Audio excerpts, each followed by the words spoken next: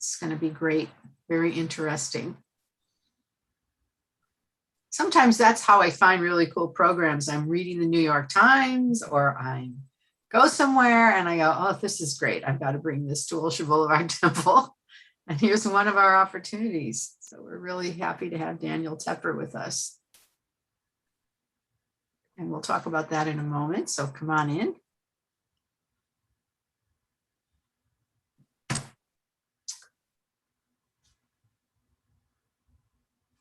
So you're in New York, right, Daniel?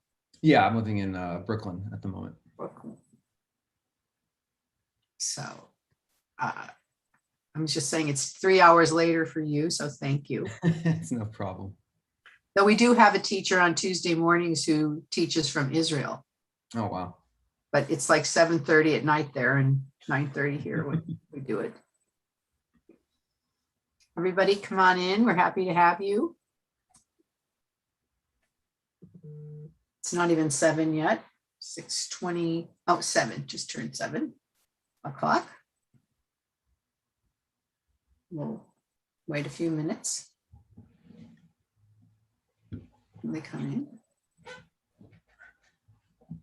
So have you done this for anyone else, Daniel? No, this is the first time I'm giving a presentation on this project. I've given presentations and spoken about other photo projects and artworks I've done, but this is the first time for the Lost Tragedies. It's great. It's great. So you think, you never know whether you're going to find Jews. Yeah. All over the world. Hi, everyone. Come on in.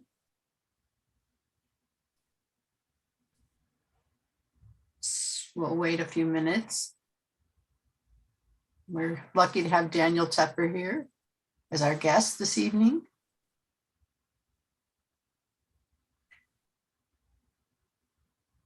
Still going up. I can see the numbers. The way we're going to do this is Daniel's going to give us a beautiful PowerPoint presentation with, discussion and talking from his photos. And then at the end, we'll have Q&A, and you'll be able to write things in the chat or in the Q&A, and I'll ask him questions. I'll read your questions to him. I think you're going to really enjoy it. Since we're still not able to meet in person. How's COVID in New York doing? It's better than it was. I think we had a small rise over the summer, like most other places in the country. But I have to say, I've done some traveling for work in other parts of the country. And for the most part, people do a pretty good job of just adhering to the basic rules of wearing the masks. And, I think more people here are vaccinated than in other parts of the country, demographically. And certainly the difference is, there's a lot more life on the streets. During, sort of the real surge back in March 2020, New York was a ghost town, and it was just really spooky and very different. And then since the vaccines have been, administered and a lot of people have taken them, there's certainly been a lot of return to life in New York City. But, I think things are just, forever changed. We're really going to be, people will just be wearing masks for a very long time. This isn't something that's going to go away in a year or two. It's really going to be with us for a generation, if not more. We're really living in a whole new epoch of the COVID and whatever might come next. But it's reassuring, at least, that, once the vaccines were available, a lot of people did seem to get them, and life is much better this year than last year. Yeah, that's true. We had a terrible surge here last December, really bad in LA. Like the ambulances were lined up outside, just sort of like they had in New York in, March 2020. Yeah, because it hit here first. And, it's unprecedented. And I think the one thing we have to remember is it's, never going to fail to surprise us in new and terrible ways. So we're just going to have to deal with this as best we can for the near term and probably the long term. So I'm going to just start and say welcome to Daniel Tepper, who's a photojournalist and photographer. Hi, Daniel. Thank you for being with us.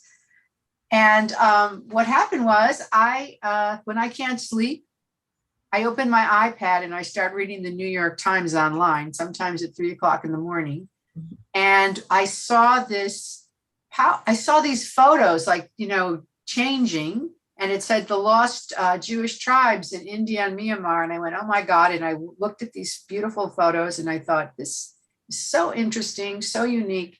I wonder if the photographer would come and join us and share his photos. So I tracked Daniel down and I asked him, and he graciously said yes. Now you got a lot of other emails, I hear, when this article came out in the Digital New York Times, didn't you? Yeah, the response was pretty overwhelming and certainly larger than anything else I'd gotten for any of my other work that's been published in the last 10 years. I've been working as a freelancer, both photographer and journalist. And I think, that's because of both the publication. The New York Times obviously has a really big reach, and I think the work was, popular on their sites. They're featuring it on sort of the mobile apps and on their Instagram, and some of their social media got some play.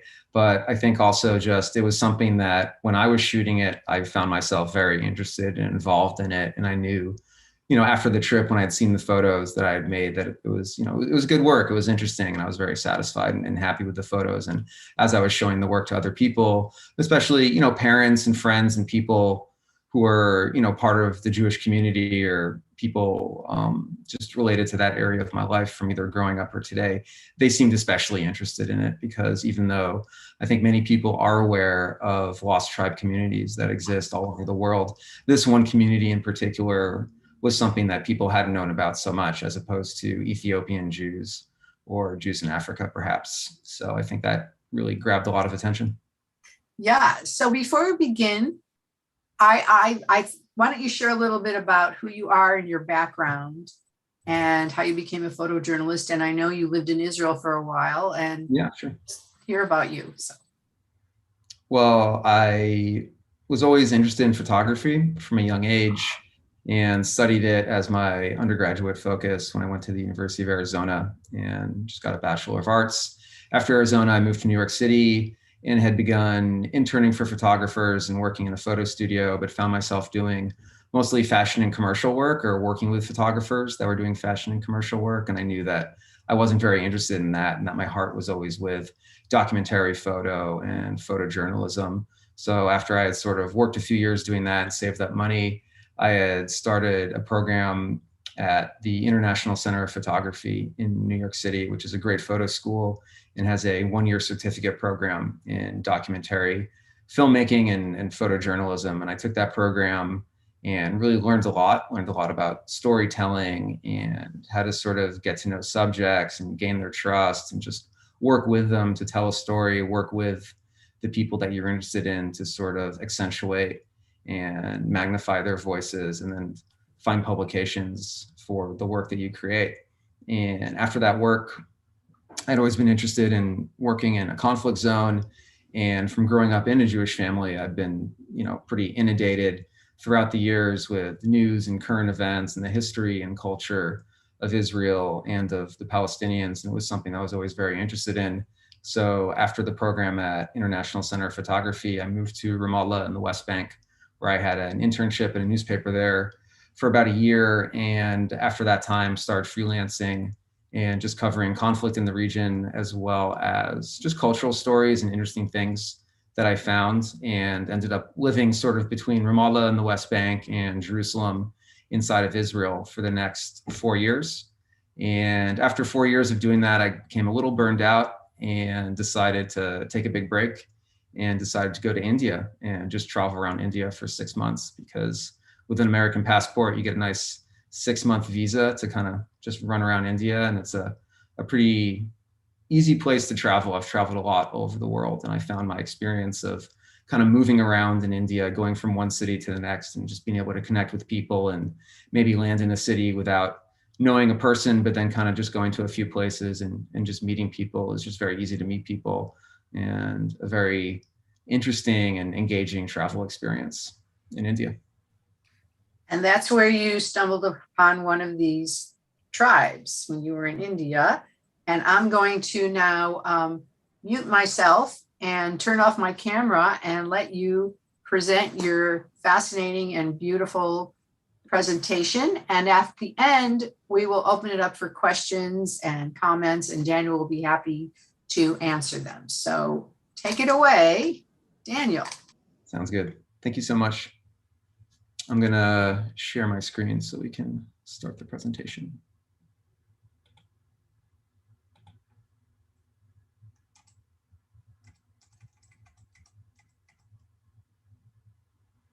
So, as I said before, my name is Daniel. I'm a photographer and journalist living in New York City. And tonight I'll be sharing this project, The Lost Tribe, B'nai Menashe Jews in India and Myanmar, from traveling I did around India and Myanmar in 2017.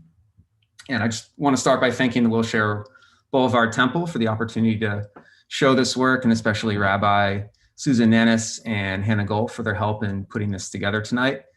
This presentation is something that's really special for me. Normally, when I've shown this project in the past, I've only been able to show a real small fraction of the photos I made during the work. And that's just how things go sort of when you're publishing photo stories. You come up with an edit and you send that off to the paper publication. And from that sort of initial edit, they only pick a few pictures and that's what gets published. So it's really special tonight for me to be able to share sort of the director's cut or the extended edit and show everyone here tonight a lot of pictures from the project. So thank you so much for your time and attention.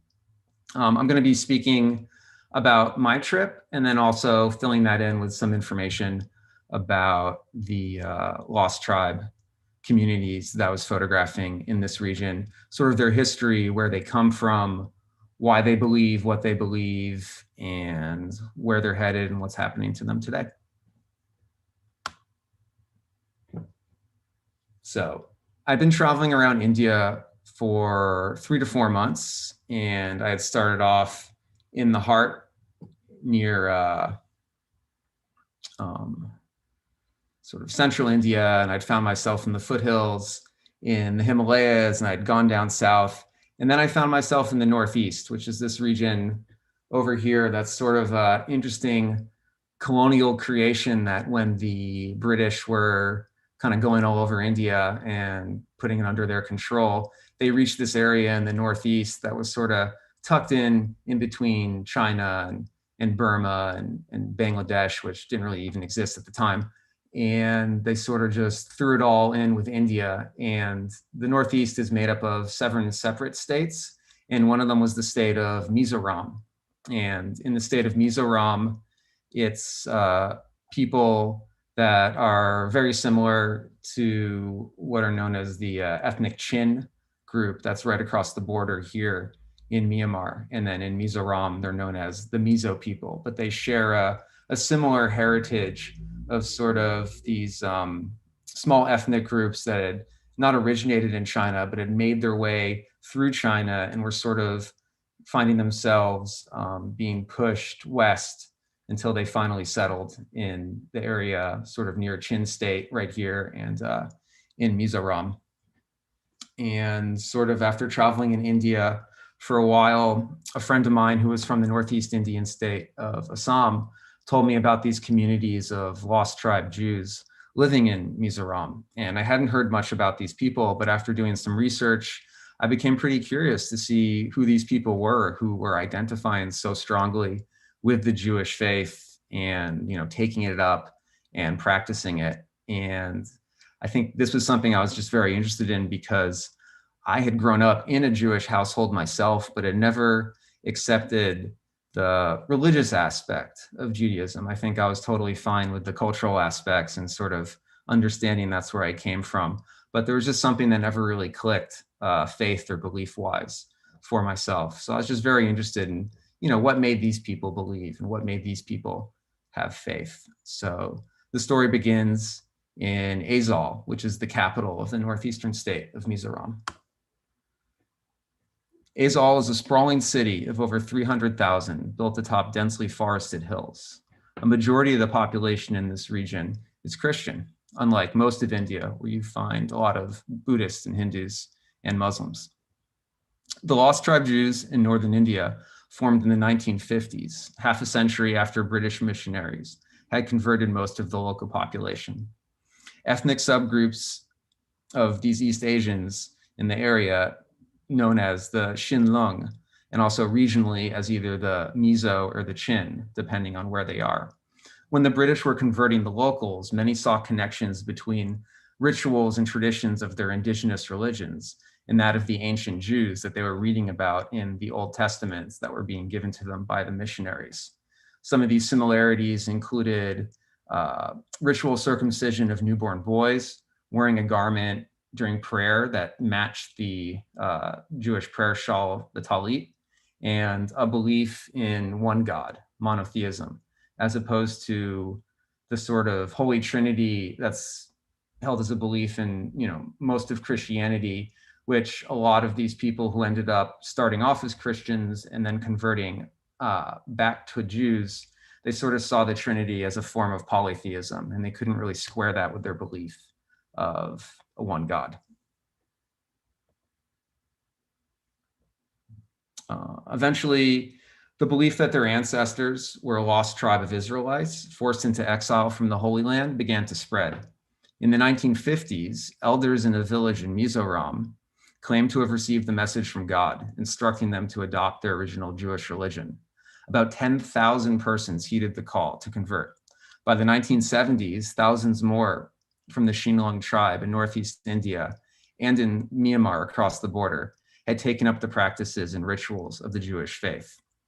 It was at this time that this group had made contact with an Israeli rabbi named Eliyahu Avichai, and he was sort of traveling the world and doing research, looking for different lost tribe communities wherever he could find them.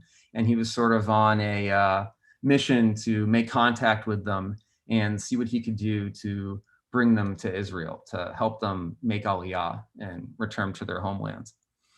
His efforts were faced with a lot of skepticism throughout the years, but in the end, they prevailed with the help of an organization that Rabbi Avichai founded. And in the year 2005, the B'nai Menashe were accepted as descendants of the tribe of Manasseh and accepted as Jews by the Israeli rabbinate and the state, and were allowed, at least some of them, to make Aliyah.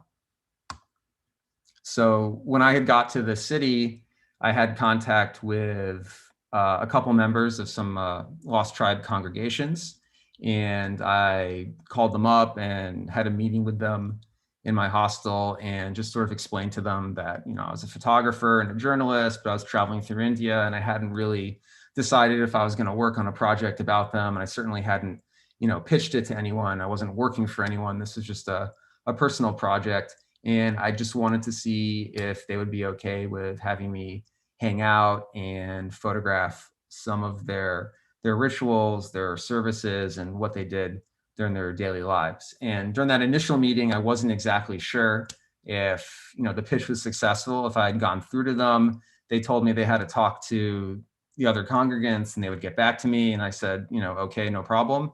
Went to sleep and woke up in the morning to a phone call. And it was one of the persons from the congregation.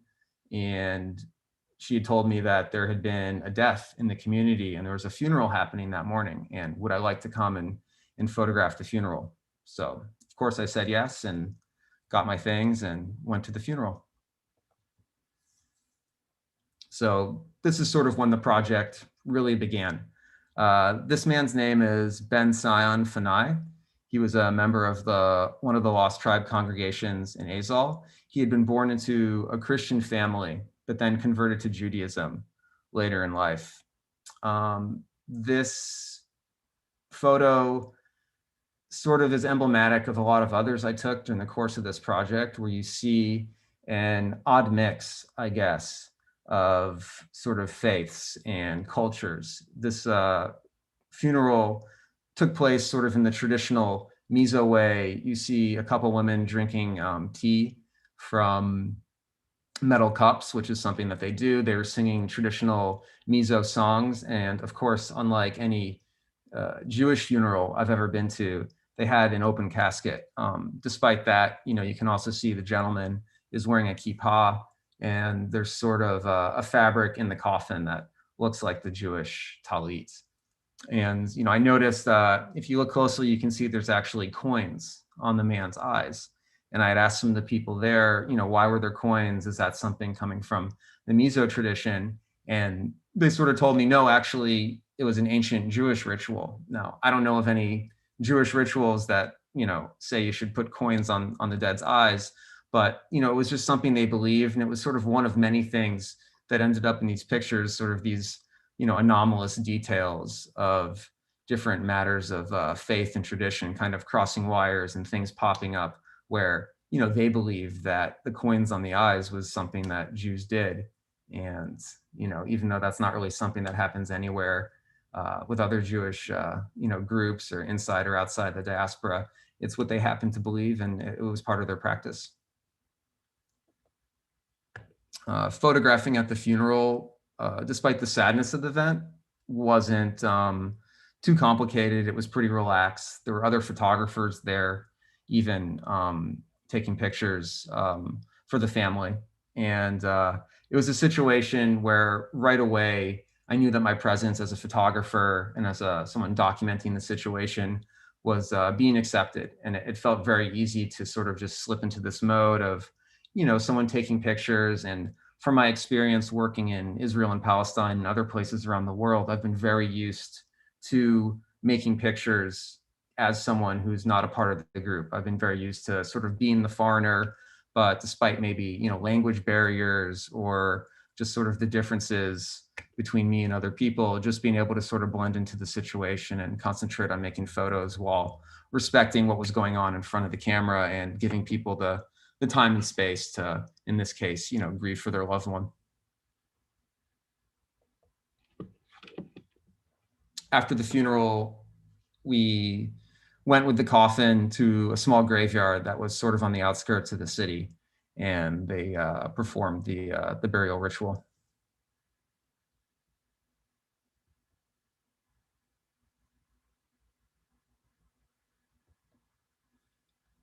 And the folks here that were presiding over the burial service are from the Chauvet Zion congregation, and they led prayers during the funeral.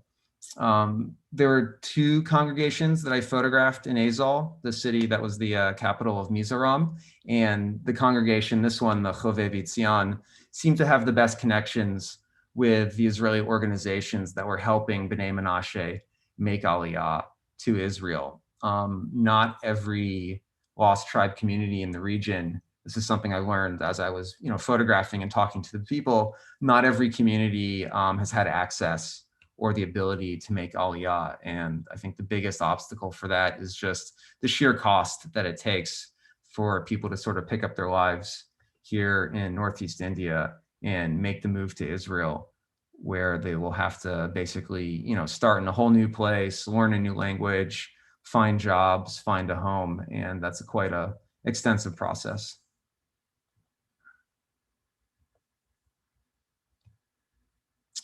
These are 4 women photographed after the funeral. And the one wearing the hat on the right, her name is Ellie Sheva, and she was one of my main contacts for the congregation, one of the congregations of lost tribe Jews I was photographing here. And it was a really interesting situation where, it's something I've never really experienced before, I guess, in any of my documentary or photojournalism or news work, where the people that I was interested in and the people that I was photographing were just as interested in me as I was in them. And that was just basically because I had grown up in a Jewish household and sort of had a lot of experience with Judaism, and had also lived in Israel, which is a place where, talking to these people, I quickly learned that every single one of them really wanted to make Aliyah and truly believed that Israel was their homeland and really wanted to get there. So they were constantly asking me questions about what my experience was like and how I found it. So I found it just very easy to engage with them.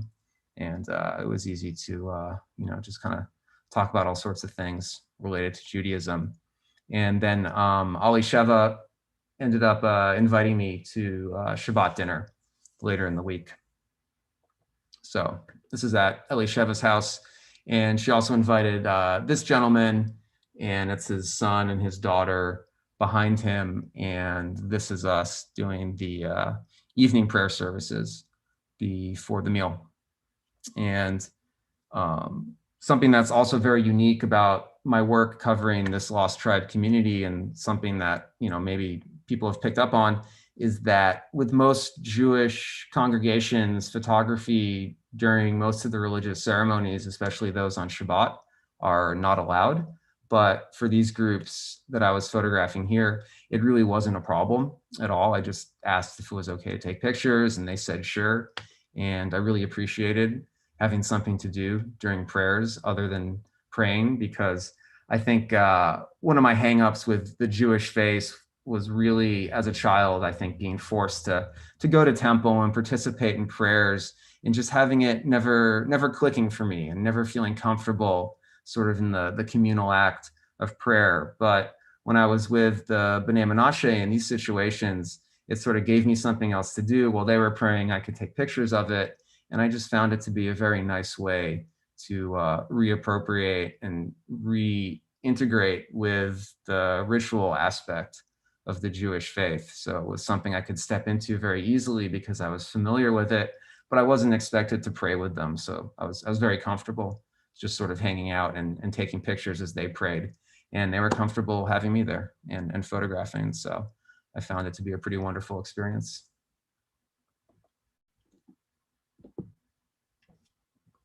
Here's Ellie Sheva lighting Shabbat candles in her home.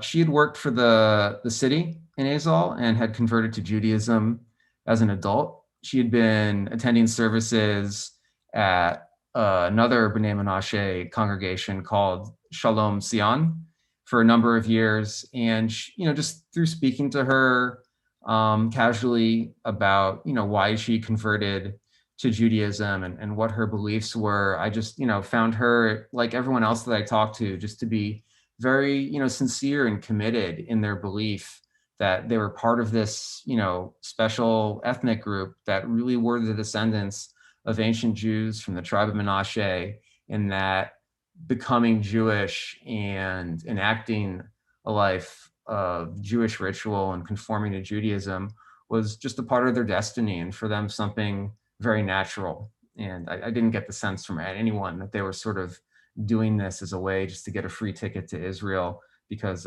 certainly with most people, they weren't getting that free ticket. These people, you know, were Jewish or were becoming Jewish because they firmly believed in their heart of hearts that they were Jewish.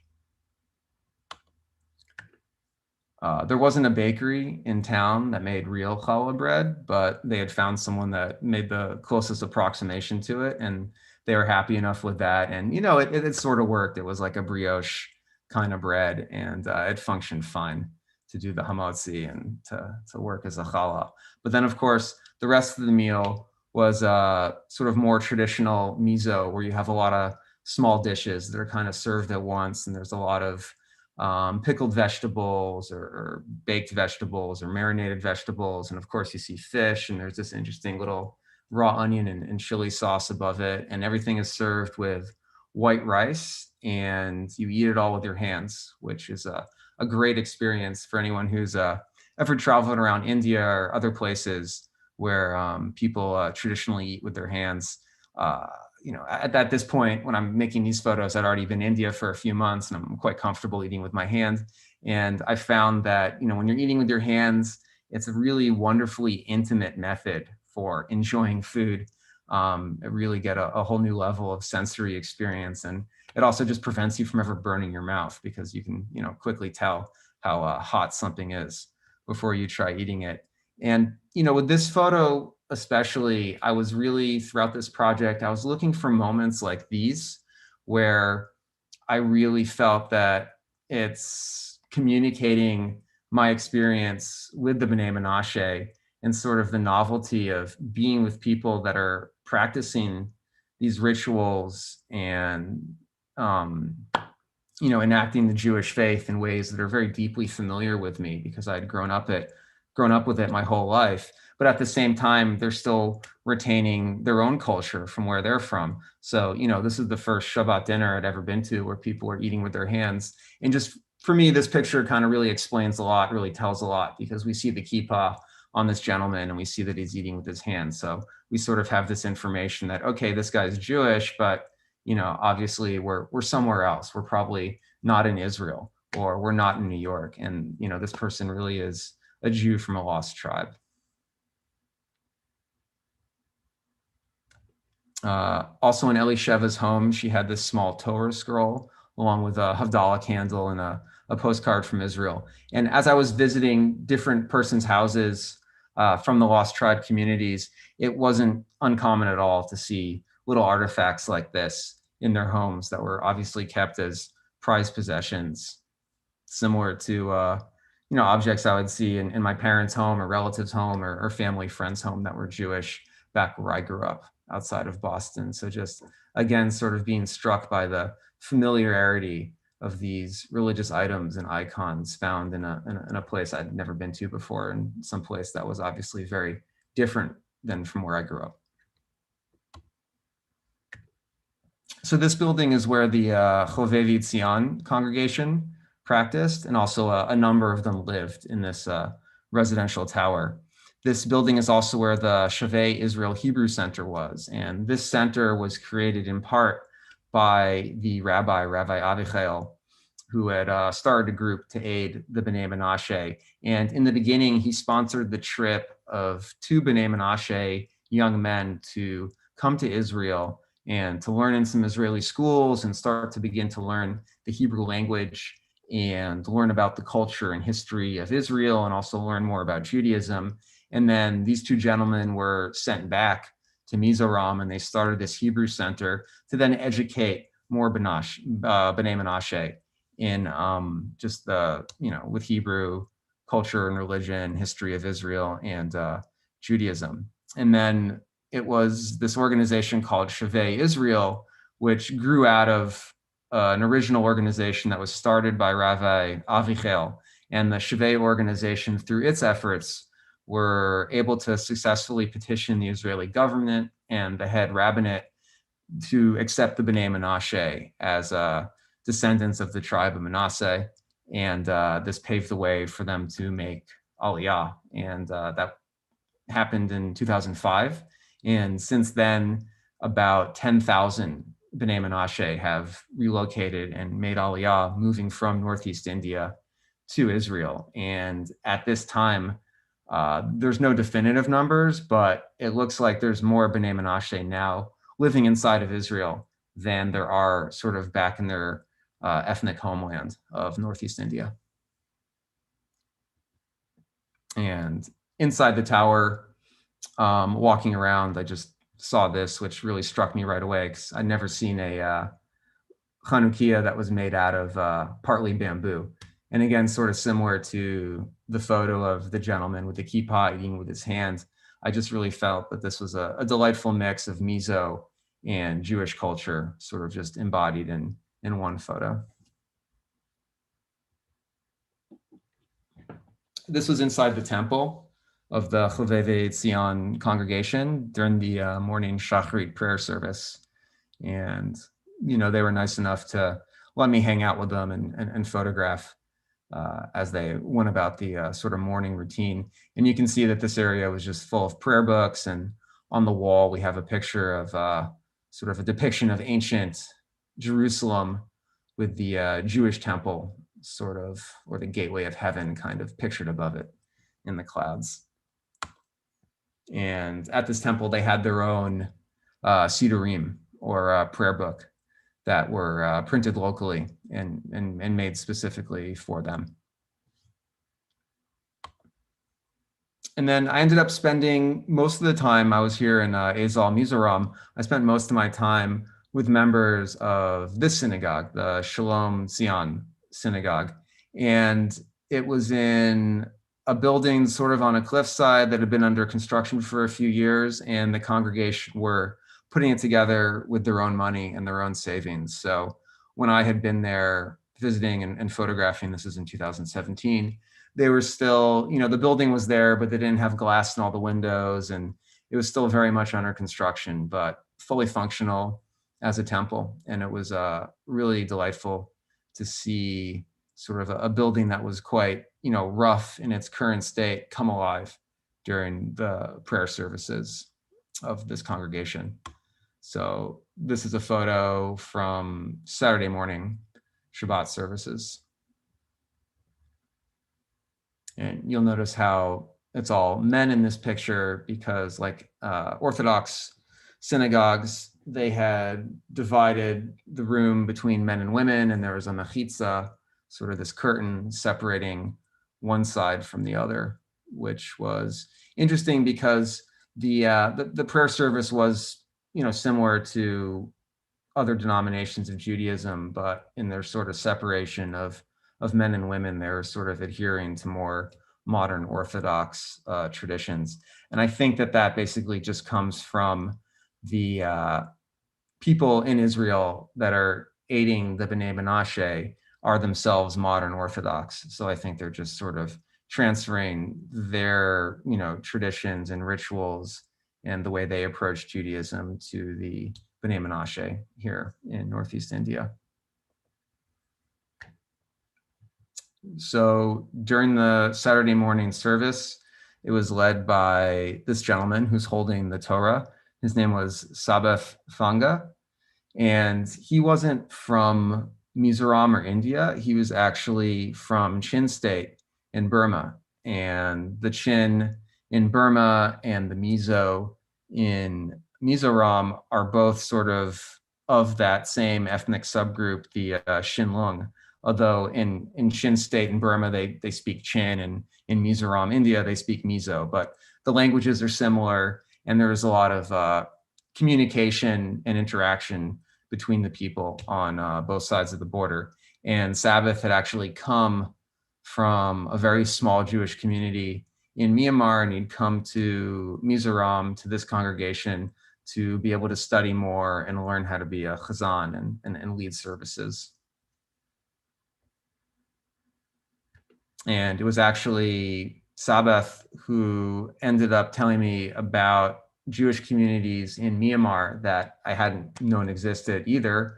And there hadn't really been any information about them online that I could research. But he had told me that if I go to Myanmar, he could sort of connect me to congregations there. So that seemed pretty interesting. And it actually was where I ended up going next after spending about 2 weeks here in Mizoram.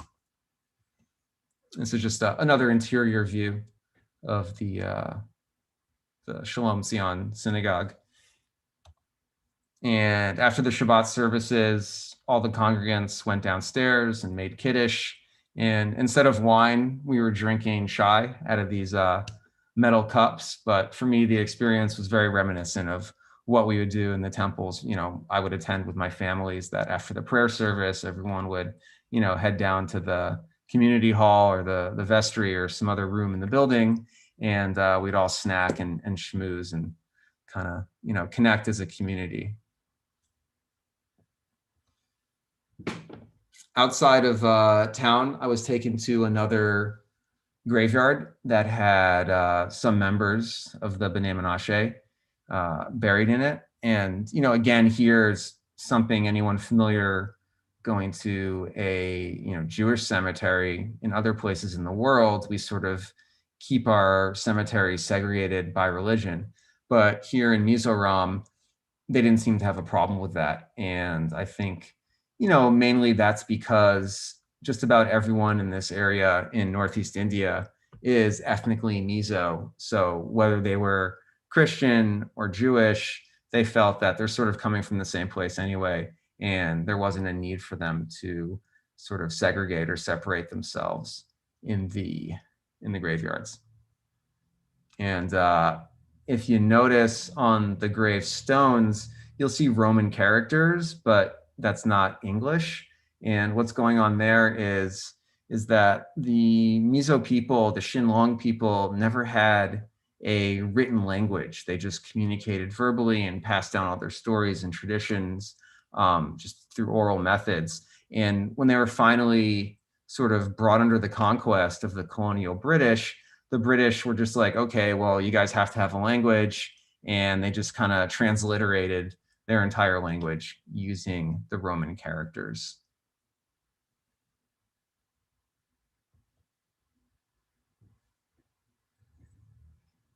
Here's another picture of a service at the temple. And then, when I was spending time with the B'nai Menashe in their homes or just in various places where they gathered, it, wasn't uncommon just to see sort of these details of Judaism manifesting themselves in their environment and kind of just like popping up on the walls. So here over to the right, we see a poster of, Rebbe Schneerson, the great Orthodox rabbi, and above it is a picture of some religious event at the Wailing Wall in Jerusalem, of course, one of the holiest sites in Judaism. And again, another photo from inside the Shalom Zion temple.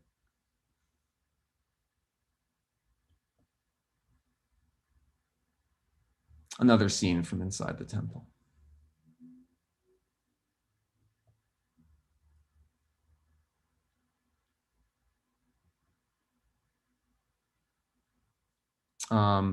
This gentleman's name was David, and here he is standing on a balcony looking out over Azal. And through speaking to him, he really expressed a strong desire, like the others in the congregation, to move to Israel. And he seemed to have a little bit more knowledge than most about sort of current events and sort of the history of Israel. And even though he was probably a little bit too old to join the Israeli military, he expressed a strong desire to move to Israel and be able to fight in the military and just, protect Israel. And what he was expressing to me was just really similar testimony that I heard from just about everyone else, that since these people in these congregations had adopted this belief that they were the descendants of the tribe of Menashe and their homeland really wasn't here in Northeast India, their homeland was in Israel, they had begun to feel cut off from this place where they were born and grew up, and sort of their own ethnic homeland had begun to feel foreign to them. And I just found it very interesting to see on a very intimate level how someone's faith could sort of end up cutting them off from, where they're originally from. And, not that these people were suffering, but just sort of give these people a sense of melancholy that where they were now wasn't where they truly belong. And they weren't sure if they ever would be able to go to Israel and to make Aliyah.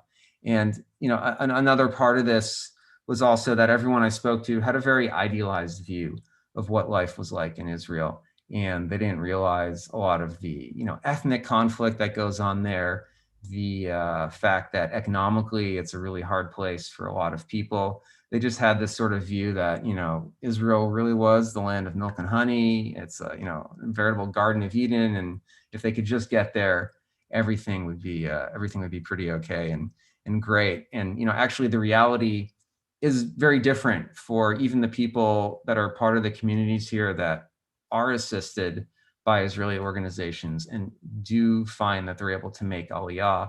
A lot of people that make Aliyah, a lot of the B'nai Menashe, they end up very isolated in their neighborhoods and towns in Israel because a lot of Israelis still don't accept them as real Jews. And, of course, they look ethnically Asian and they're speaking a different language. When they go to Israel, they have to learn a whole new language. They have to convert to Judaism as the Israeli government and the Israeli rabbinate would define Judaism. And economic hardship and racial discrimination are just a fact of life for a lot of the B'nai Menashe that do make the return. So, life isn't all great for them. But I just felt that with this picture and David sort of kind of staring off into the distance, it was just very clear to me that, he didn't feel comfortable there. He didn't feel at home there anymore, like many of the members of the B'nai Menashe.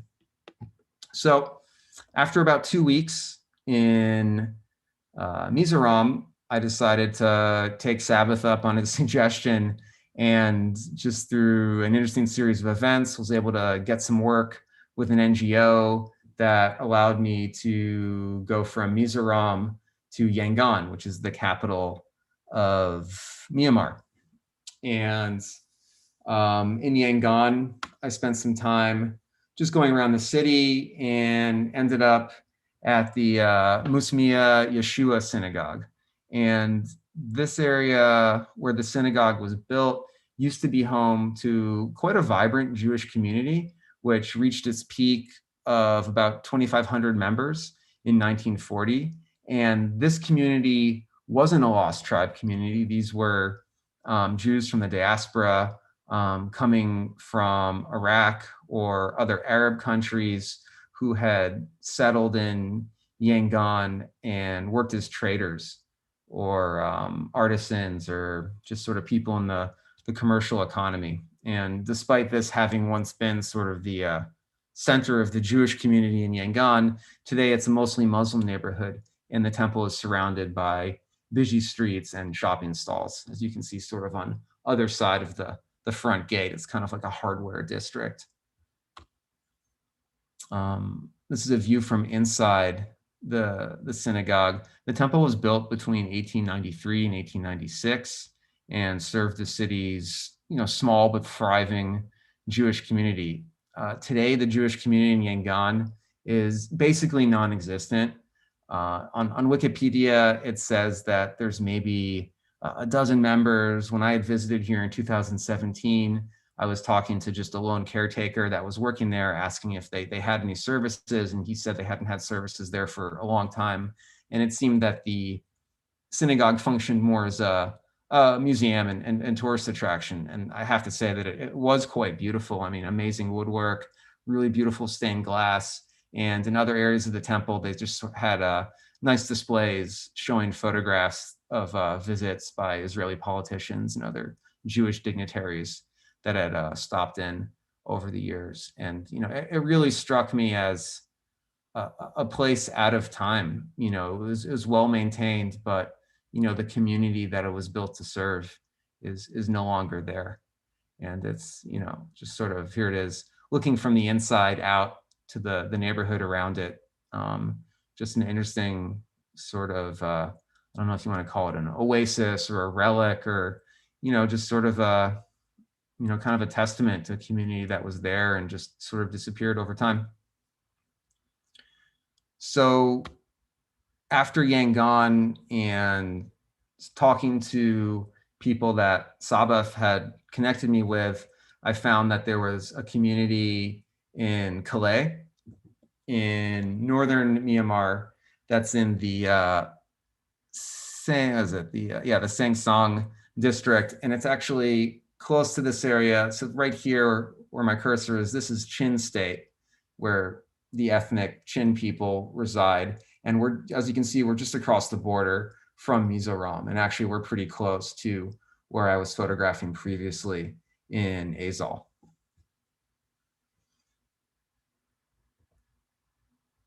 So the community I found was much more isolated than the ones I had met in Mizoram. And specifically, this one community had never before encountered a foreigner, let alone someone who was Jewish and then also interested in photographing and documenting their community. And I had only limited contact with the congregation before I arrived, so I really had no idea what to expect. And similar to Mizoram, in this area of Myanmar, a majority of the population is actually Christian. There's also a sizable Buddhist population, but unlike in most of the country of Myanmar, where you have either Buddhists or Muslims, here there are quite a few Christians. And the community of Lost Tribe Jews in this town was very small and sort of just kind of like its own singular thing. And the synagogue was located sort of outside town. Town was surrounded by farmland. And here we are looking west, and these are sort of the foothills of the Chin Mountains that dominate that area of the country. The synagogue was the Beit Knesset Talpiot, and it was this lovely two-story wood and bamboo building with thatched walls and a metal sheet roof. And it was just sort of surrounded by fields outside the city. And as you can see, it was sort of dedicated in 2014. So this particular synagogue in this particular community had been there for about 3 years by the time I sort of made my way there and started photographing them. And initially when I came, I had sort of taken this really hellish 24-hour bus ride to get there when, you know, I could have just taken a flight, but I didn't know that at the time. So I took a really long bus ride to get there. I hadn't had any sleep, but when I got to my hotel, I was met by members of the community, and they were really happy to meet me finally. And they said, hey, you know, we want to bring you to the temple. You know, everyone's there. They're all waiting for you, which was quite a surprise to me. But here's a picture of when I first sort of arrived in the temple, and everyone was pretty excited to meet me. And the first thing they asked me to do was deliver a speech, which I hadn't prepared for at all, but it was something that had happened to me when I was visiting the communities of lost tribe Jews in Mizoram. So I was sort of used to it. And, you know, even in my kind of sleep deprived and haggard state, I was able to, you know, put a few words together and say something nice. And it was fine. People were pretty pleased. And then they had a really nice meal prepared for me that they were cooking in the back of the synagogue. And again, the meal was similar. There's a lot of similarities between, you know, ethnic Chin, ethnic Mizo. So the meal was similar: white rice, cooked vegetables. Here it was chicken instead of fish. And, you know, again, we ate with our hands, and it was a pretty delightful experience, sort of similar to the lost tribe communities in Mizoram. Again, here in Myanmar, I was really accepted quickly, and they had no problem with me just hanging around and taking pictures and sort of, you know, going about their business and happily ignoring me, you know, when I just kind of wanted to take photos, which as a photographer working in the vein of documentary work is just all you could ask for, is just to sort of be accepted and then ignored. Here's a community, here's a photo of the original community of lost tribe Jews that sort of started here in Calamio and Calais. Like other groups that converted from Christianity to Judaism, the reason they did that was they had become uncomfortable with the belief in the Holy Trinity. They saw that as sort of a form of polytheism. And to them, they believed just in one God. And they thought that Judaism was, you know, sort of a solution to their spiritual dilemma and a natural evolution of their own identity, making a reconnection back to the belief that their ancestors were from ancient Israel and that they were sort of just going back to a state of practicing the same religion that their ancestors had. So this photo, I was told, was made after a group of these men had gone from Calais in Myanmar to Mizoram to speak with lost tribe B'nai Menashe communities there. And, you know, this one trip, you know, the people that had went were so convinced that they all decided to get circumcised and convert to Judaism. And they came back and they, you know, convinced everyone else to, you know, all the men to get circumcised, and the small but continuing Jewish community in Calais was born. The leader of this congregation is Yonahan Chaim, and he was effectively he wasn't a rabbi, of course, but he was the chazan of the temple. And like many current members of the temple, he was born Christian and converted to Judaism as an adult. And actually, Yonahan was before a Christian minister. And when he converted to Judaism, he brought some members of his congregation to the temple. And he lived in a very modest dwelling that was built behind the synagogue. And again, here, you know, just visiting the homes and then the temple, there were just, you know, sort of these items, these sort of Jewish artifacts that would pop up here, a map of Israel and a flag. Just sort of these nice touches, these very subtle decorations that people would keep in their homes. So here's Yonatan starting the day with the morning Shacharit prayers. And most of the other members of this temple were either farmers or laborers, or they lived too far out of town to come every day in the morning or come for every prayer ceremony. So he was effectively working as the chazan. The other members of the congregation would pool some of their earnings together and kind of paid him a salary to maintain the temple and lead services, and then, you know, continue with the daily practice of Jewish prayers, even when they couldn't make it. And this is a picture of Yonatan's wife working on a textile. She would make these textile items to sell on the market for additional income.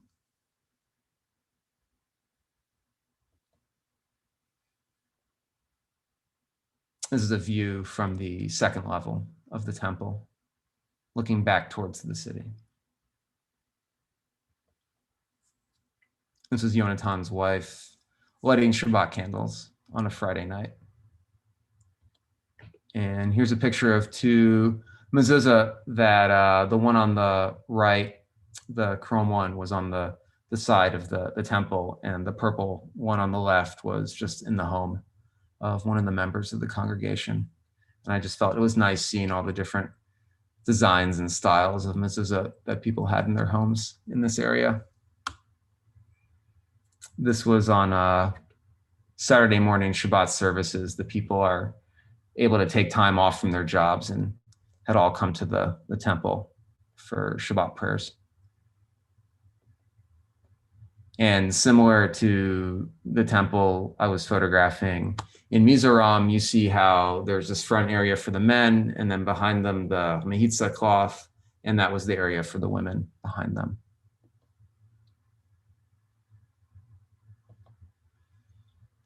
And again, here's sort of another one of those pictures where you see the mixing of the traditional ethnic culture with Judaism. On this woman sitting in the middle, you'll see sort of these streaks on her face, and that is called fanaka. It's a paste made from ground bark, and it's commonly seen on people, both men and women, old and young, all over Myanmar. They'll put it on their face to act either as a sunscreen or for a cosmetic just function, just how it looks.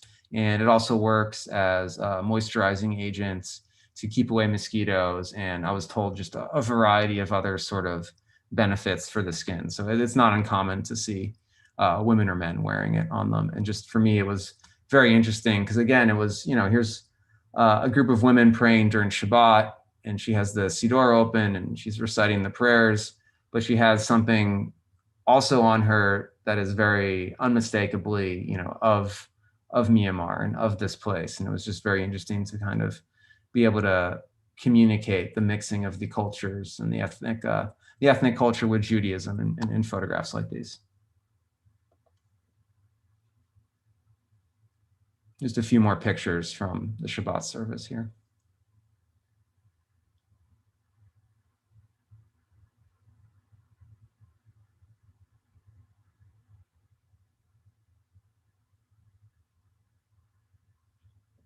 And then to end with this picture of Yonatan and his sons celebrating the Havdalah ceremony, marking the end of Shabbat and the start of the new week. And this was something that for me was quite, you know, reminiscent of a lot of Saturday nights I'd spent with my family, you know, in a dark room with the candles and sort of the bisamim, the spice that you would smell to sort of say goodbye to Shabbat and welcome the new week. So throughout the course of this project, it was really just these interesting scenes of seeing something in front of me that was very novel because I was in a place, and of course, photographing people that, you know, don't look like me and don't necessarily have any relation to me. And, you know, I'm the foreigner and they've accepted me and I'm allowed to take pictures of them in their space. But at the same time, I had just a connection with them through the fact that we were, you know, both, you know, I was born Jewish and sort of had the the identity placed upon me, and these people chose Judaism and chose it for themselves. But we kind of had a shared bond, and just through their rituals, I found a real familiarity and found it, very interesting and easy and comfortable to photograph them. And it was a project that had a great effect on me and kind of made me take a look at how I had sort of seen Judaism growing up, and maybe see if there was a way I could, reapproach it in the future, moving forward, maybe taking some more of the spiritual or cultural aspects with me and carrying it forward, rather than sort of just brushing it off as I had for most of my life. And that's it. Thank you very much for your time and attention. And if you'd like to see more, you can visit my website. It's www.danieltepper.us to see more projects of mine online. Thank you so much. That was fantastic. And we have some comments that I'm going to share with you. But I wanted to ask you one question. Did you ever send any of these photos back to the communities of them to see what you took?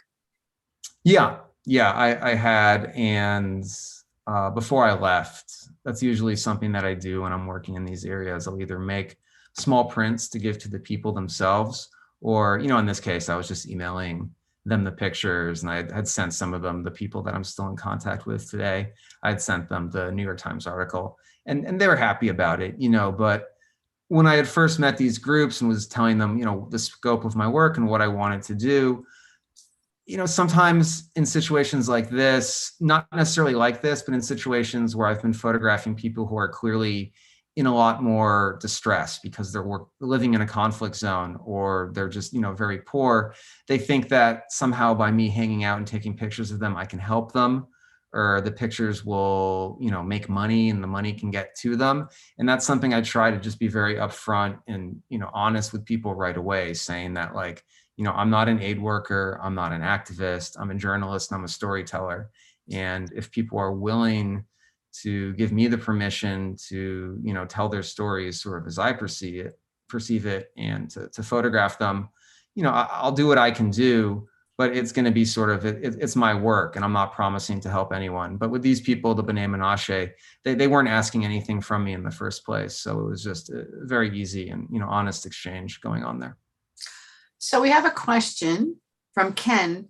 Weren't the Kuki-Chin tribal headhunters until about 200 years ago, when the missionaries brought them over to Christianity? Do you know about that at all? If they were Yeah, a lot of there were sort of there's the Mizo, the Kuki, and the Chin. So I never had any interaction with anyone from the Kuki sub-ethnic group, but yeah, like in one of the states, Nagaland, they're have a proud tradition of being fierce warriors and sort of headhunters and this and that. And I'm sure that there was a lot of that going on in this region, but I haven't done extensive research on what life was like before the missionaries came.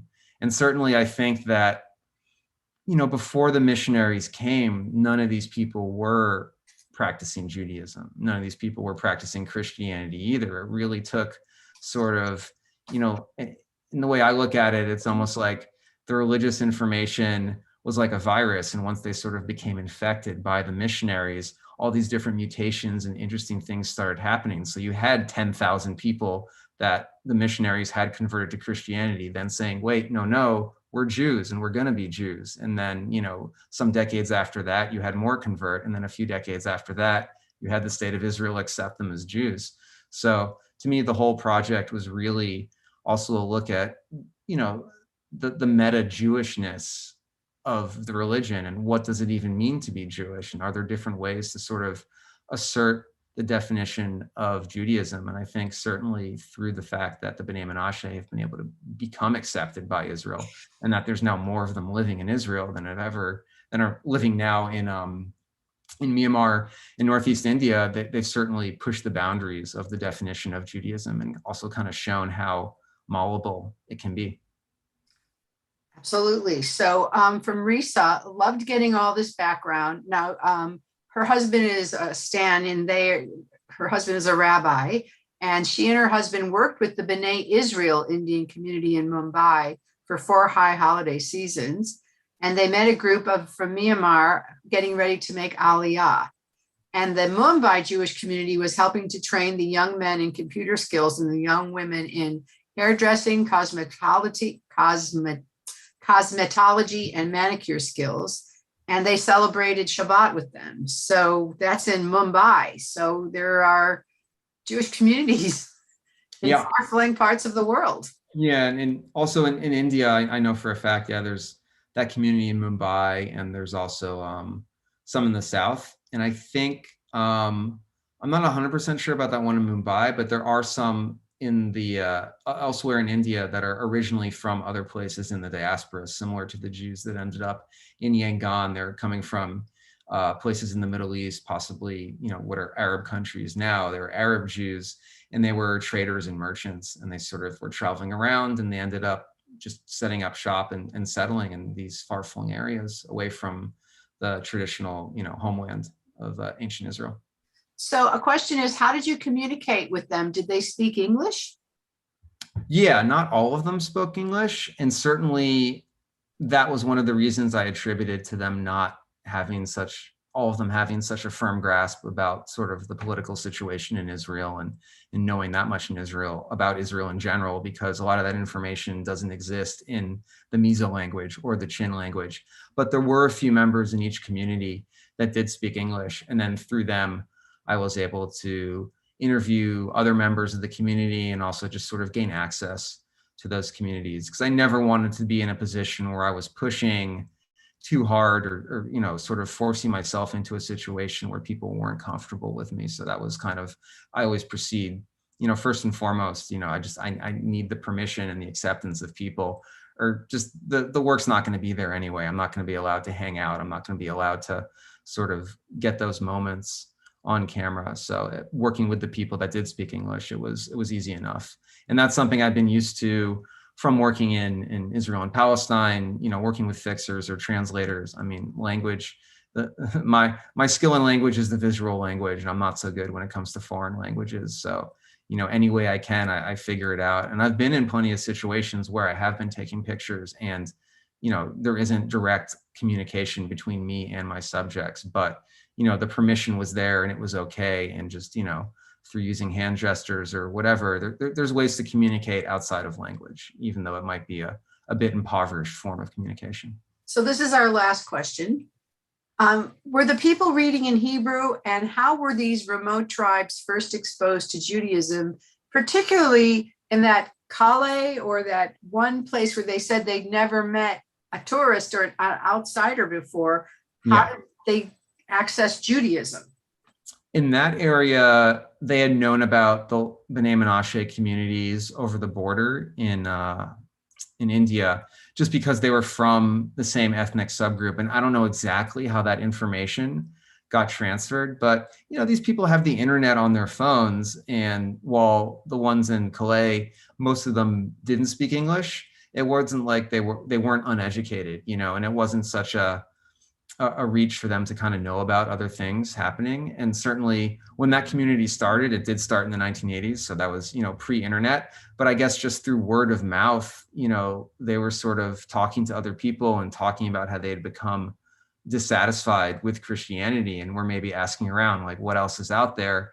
And since there were enough, there were more than 10,000 B'nai Menashe Jews living in the region, to me, it's not so surprising that they would be able to sort of become aware of them and make contact with them and kind of go over to them. Learning Hebrew, how did they learn Hebrew? Do you have any idea?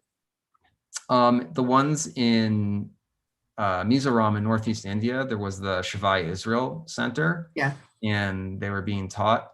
And the one in Calais, they were just given the books. And I know that the Chazan said that he had gone to Mizoram and he had sort of been taught by people. And, I wasn't trying to quiz people on what their proficiency was. And certainly, however much of the Siddurim and the prayers in Hebrew language they knew is more than I knew. And that was sort of another sort of aspect that I found quite interesting, that here I am, someone that's Jewish by birth, and I could make Aliyah tomorrow if I wanted to, but I really, I can barely read Hebrew, and I don't really know my way around a prayer service.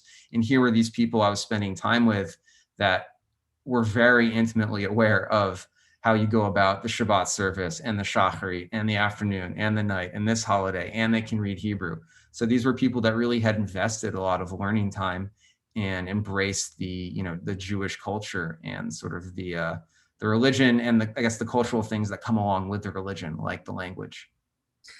Well, I want to thank you so much, Daniel. It was a really wonderful and interesting presentation. And I guess the takeaway is whether they were actually descended from Menashe or not, they embraced Judaism to such a depth and sincerity that, even if they were converts, Israel accepted them as real practicing Jews. Whether this was 1,000 years old or, 100 years old, they were practicing Jews. And again, as you said, there are many ways into being a Jew. What is a Jew? Do you have to be born into it, or these people embraced it more than many American Jews, is what you're saying? Sure. And I think there's, it just proves that there's, certainly, Judaism, we already know we have a lot of, divisions, and there's, the Orthodox and the conservative and the Reform, but even, within that and without it, within the diaspora and without the Jewish faith, certainly isn't monolith. And there's a lot of ways that it sort of take shape. And, just personally, I think it's something very amazing. I think most of my ancestors, I know for a fact, a lot of them, they didn't make it out of Europe in the 1940s because of the Holocaust. So then to see how, despite the terrible things that have happened in the past to Jews all over the world, the faith is still very much alive and more vibrant than ever, more vibrant than I could have even imagined up to a few years ago when I sort of undertook this project. It's just something that, I find very comforting and just provides me with a lot of interest. And sort of, I'm not someone that really gets into the whole religiosity of Judaism, but I love the cultural aspect, and I love sort of the questions and the essential sort of existential questions that looking at a group like this raises about the way we all approach our Judaism and what it means. Well, I have a lot of comments in the chat saying, wonderful presentation, very interesting. Thank you so much. So on behalf of all of our viewers in Rosh Boulevard Temple and myself, thank you so much, Daniel, for sharing this wonderful experience. Thank you so much. And thank, to everyone that, took the time to come on this adventure with me again and take a look at the pictures and listen to me talk. Thank you very much. Really appreciate it. Good night, everyone. Take care.